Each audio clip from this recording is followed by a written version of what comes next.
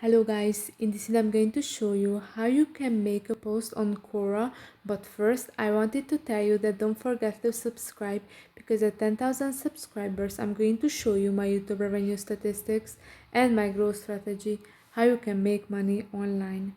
So first open the app and if you are on the home page, you can see at the top of the screen the post option with that pencil icon.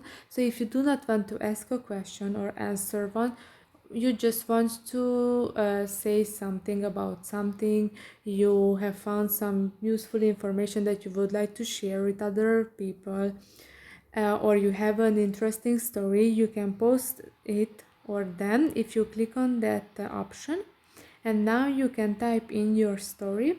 You can add photos. If you click on that photo icon, you can add images from your photo library to your content on Quora. There is some other tools for editing your post, and then you have to click on that post option at the top of the screen, and then you're all set.